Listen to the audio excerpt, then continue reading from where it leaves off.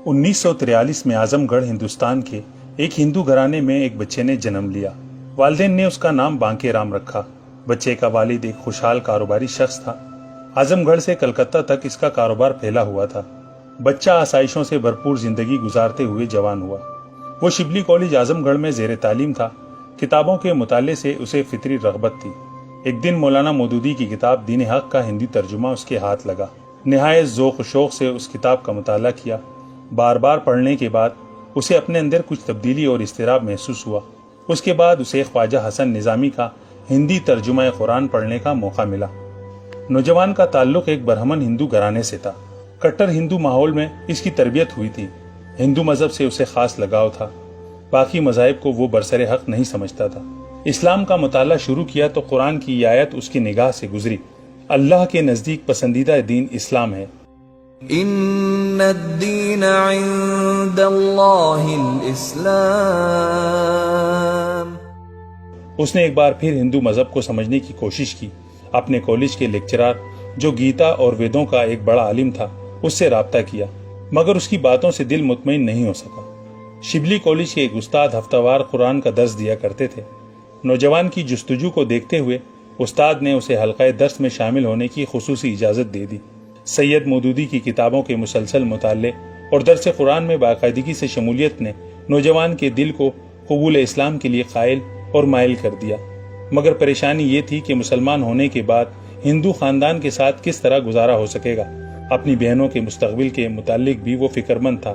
यही सोचें इस्लाम कबूल करने की राह में हायल थी। एक दिन दर्स कुरान की क्लास में उस्ताद ने सूरह अनकबूत की आयत पढ़ी, जिन लोगों ने अल्लाह को छोड़कर दूसरों को अपना कारसाज बना रखा है उनकी मिसाल मकड़ी की सी है जो घर बनाती है और सबसे कमजोर घर मकड़ी का होता है। काश लोग इस हकीकत से बाखबर होते। मसलुल्लज़ीन इत्तख़ज़ू मिन दूनिल्लाहि औलिया कमसलिल अन्कबूत इत्तख़ज़त बैता व इन्न औहनल बुयूत लबैतुल अन्कबूत लौ कानू यअलमून। इस आयत और इसकी तशरीह ने बांके राम को झंझोड़ कर रख दिया। उसने तमाम सहारों को छोड़कर सिर्फ अल्लाह का सहारा पकड़ने का फैसला किया और फौरी तौर पर इस्लाम कबूल कर लिया। उसके बाद उसका बेशतर वक्त सैयद मौदूदी की किताबें पढ़ने में गुजरता। नमाज के वक्त खामोशी से घर से निकल जाता और किसी अलग थलग जगह जाकर नमाज अदा करता। चंद माह बाद वालिद को खबर हुई तो उन्होंने समझा कि लड़के पर जिन भूत का साया हुआ है। पंडितों पुरोहितों से इलाज करवाने लगे। इलाज मुआलजे में नाकामी के बाद घर वालों ने इसे हिंदू मजहब की अहमियत समझाने और दीन इस्लाम से मुतनफिर करने का एहतिमाम किया। उससे भी बात न बन सकी तो घर वालों ने भूख हड़ताल का हरबा आजमाया। वालिदैन और भाई बहन उसके सामने भूख से निढाल पड़े सिसकते रहते। उसके बाद घर वालों ने मारपीट और तशद्दुद का रास्ता इख्तियार किया, मगर अल्लाह ने उसे हर मौके पर दीन हक पर इस्तिकामत बख्शी। उसने तमाम रुकावटों और मुश्किलात को नजरअंदाज किया। हिंदुस्तान के मुख्तलिफ दीनी मदारिस में तालीम हासिल की। उसके बाद मदीना मुनव्वरा की जामिया इस्लामिया मदीना यूनिवर्सिटी में दाखिल हो गया। जामिया उम्मुल कुरा मक्का मुअज़्ज़मा से एमए किया। मिस्र की जामिया अज़हर काहिरा से पीएचडी की डिग्री हासिल की। आजमगढ़ के कट्टर हिंदू घराने में आंख खोलने वाला ये बच्चा दुनिया इस्लाम का नामवर मुफक्किर, मुहक्किक, मुसन्निफ और मुबल्लिग बन गया। उन्हें प्रोफेसर डॉक्टर ज़ियाउर रहमान आज़मी के नाम से पहचाना जाता है। उनकी किताबें हिंदी, अरबी, अंग्रेजी, उर्दू, मलाई, तुर्क और दीगर जबानों में छप चुकी हैं।